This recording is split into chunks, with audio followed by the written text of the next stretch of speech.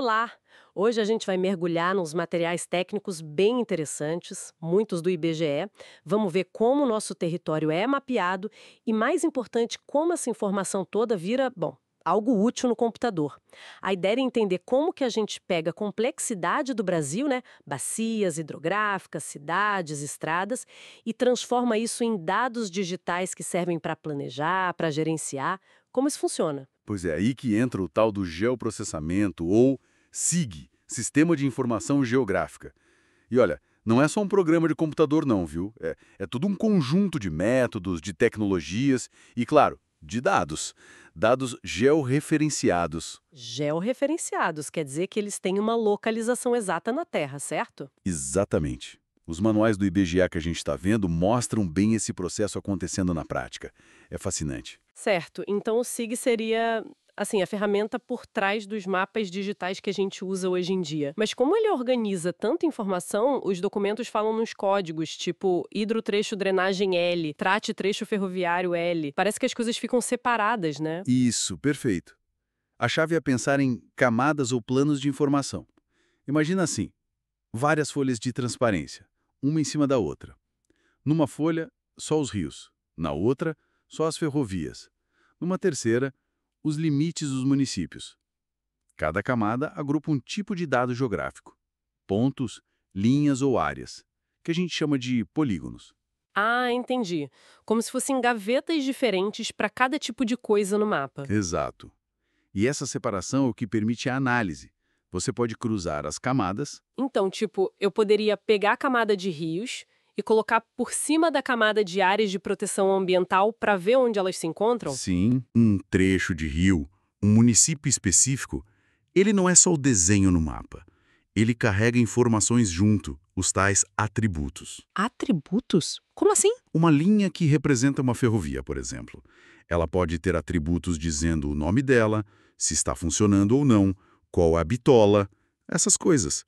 E aí você pode fazer perguntas bem específicas para os dados, tipo, quais ferrovias da antiga rede ferroviária cruzam a bacia X? Ferramentas como o QGIS, que é um software de SIG livre, ajudam a fazer essas análises. Nossa, que interessante poder cruzar as coisas assim. Mas olha, tem um desafio que sempre me intrigou.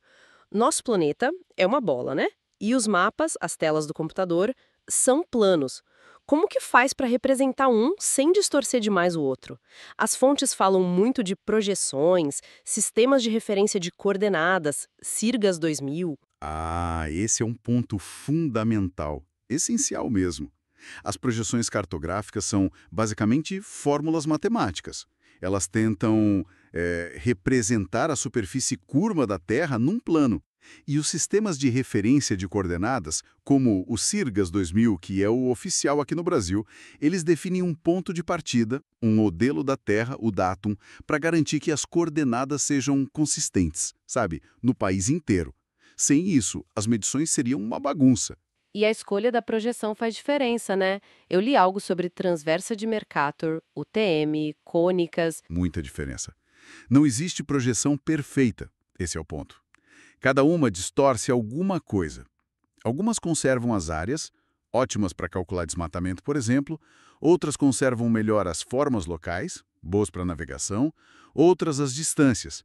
Então a escolha depende muito do que você quer fazer com aquele mapa, com aquela análise. Usar a projeção errada pode dar erros bem grandes no cálculo de área ou distância. Os materiais do IBGE, aliás, sempre batem nessa tecla de definir os parâmetros certinhos. Entendi. Faz todo sentido.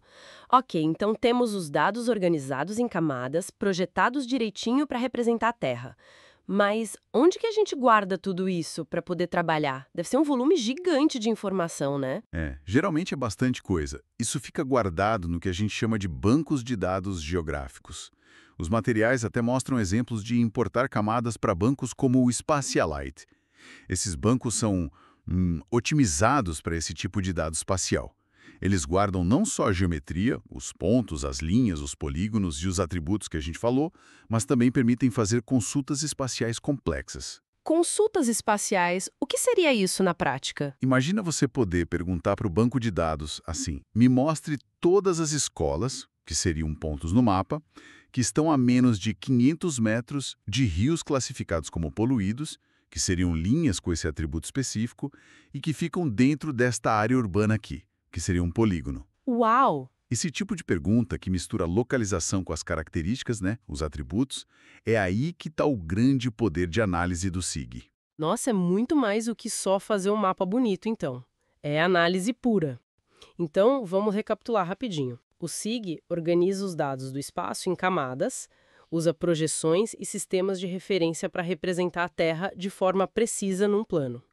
E guarda tudo isso em bancos de dados especiais que permitem análises bem complexas.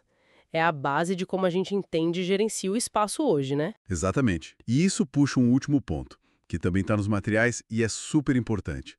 Os metadados. Metadados? Isso. Normas como o perfil MGB, a ISO 19115. Elas definem como a gente descreve os dados. Quem criou? Quando? Com que precisão? Qual a fonte original da informação? Ah, a informação sobre a informação. Mas por que isso é tão crítico assim? Pensa na confiança, na confiabilidade.